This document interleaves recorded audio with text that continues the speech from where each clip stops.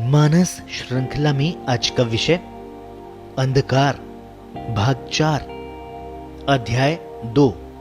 सूर्य से प्रकाशित चंद्रमा रात के अंधकार को दूर करने की शक्ति रखता है। जहां ज्योति दूसरों को प्रकाशित न करके स्वरूप को ही प्रकाशित करे उसे रूप ज्योति कहते हैं। पृथ्वी रूप ज्योति पिंड है। सूर्य रश्मियां पृथ्वी पटल से प्रतिफलित होकर नेत्रों में पृथ्वी का रूप प्रकट करती है। चंद्रमा की तरह इससे प्रकाश नहीं निकलता। पृथ्वी का भी पृष्ठभाग अप्रकाशित रहता है। अतः पृथ्वी देवासुर संग्राम की भूमि बनती है, सूर्य नहीं बनता। सूर्य अह स्वर्ग स्वर देव यज्ञ कहने को भिन्न है।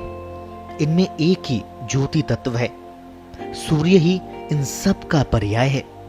अग्नि में सोम की आहुति ही यज्ञ है।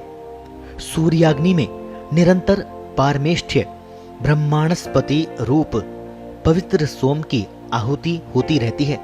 इसी से सूर्य ज्योतिर्मय बना हुआ है। प्रकाश ही अह और रात्रि तम है। रात्रि रूप तम से ही सूर्य का प्रकाश प्रकट होता है। वही प्रकाश उस तम को नष्ट कर देता है। उषा काल का संबंध गायत्री से है। इस शक्ति का सीधा संबंध सूर्य के अंतराल में गर्भित परोक्ष भूत देव वर्ग से होता है। इन्हीं के ही द्वारा देवताओं से संबंध रखने वाली विद्या वीथि में साधक का प्रवेश होता है। सूर्योदय हो जाने पर सावित्री की उपासना चलती है। प्रसवशीला सावित्री मानव को कर्मारूढ़ कर देती है। सारे दिन में सावित्री के अधिराज्य में चलते हुए कर्म क्षेत्र की दौड़ धूप से क्लांत व्यक्ति को आवरणशीला रात्रि अपना आवरण फैला देती है।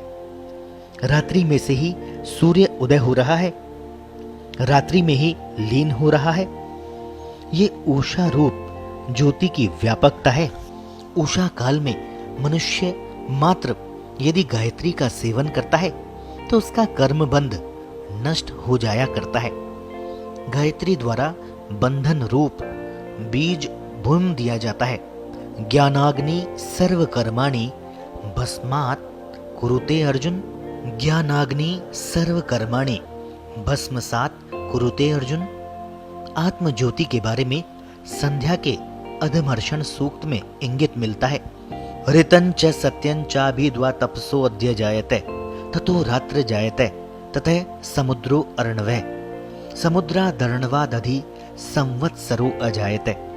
अहो रात्राणि विदत् द्विविश्वस्य मिषतो वसि। सूर्या चंद्रमसो धाता यथा पूर्वम कल्पयत्। दिवं च पृथ्वीं चांतरिक्षमतो स्व।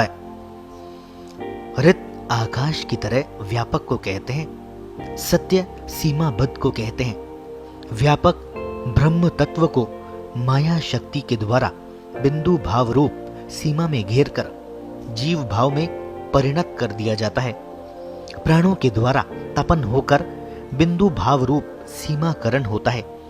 उसके बाद ततो रात्र जायते में सबको उत्पन्न करने वाली रात्रि देवी का संकेत हो रहा है। ईश्वरीय रात्रि और ब्रह्म में भेद नहीं है। जीवों की रात्रि अहोरात्र होती है, जिसकी उत्पत्ति नादमय समुद्र के बाद कही गई है। इसका संबंध संवत्सर से रहता है। वहां सूर्य चंद्र नक्षत्रादि की उत्पत्ति को यथा पूर्वम कल्पयत कहा गया है। इसमें द्युलोक स्वर्ग पृथ्वी अंतरिक्ष आदि का संकेत दिया है। बिंदु भाव में ही देश काल की अनुकूल सत्ता होती है।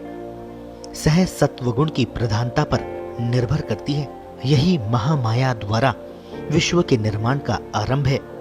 इसके आगे सूर्य चंद्र पूर्व सृष्टि के समान ही कल्पित है। रात्रि सूक्त के शुरू में ही लिखा है कि दिव्य प्रकाश युक्त नक्षत्रों के साथ अथवा वस्तुओं को प्रकाशित वाले इंद्रियों के तेज के साथ सब दिशाओं को रात्रि देख रही है। आत्म ज्योति को शब्दों से अभिव्यक्त नहीं किया जा सकता। बिंदु भाव होने से अति सूक्ष्म होता है।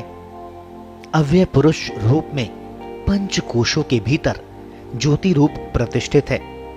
जैसे सूर्य केंद्र में सविता मध्यवर्ती नारायण रूप प्रतिष्ठित रहते हैं, ध्यान में ही इस आत्मा से साक्षात्कार संभव है।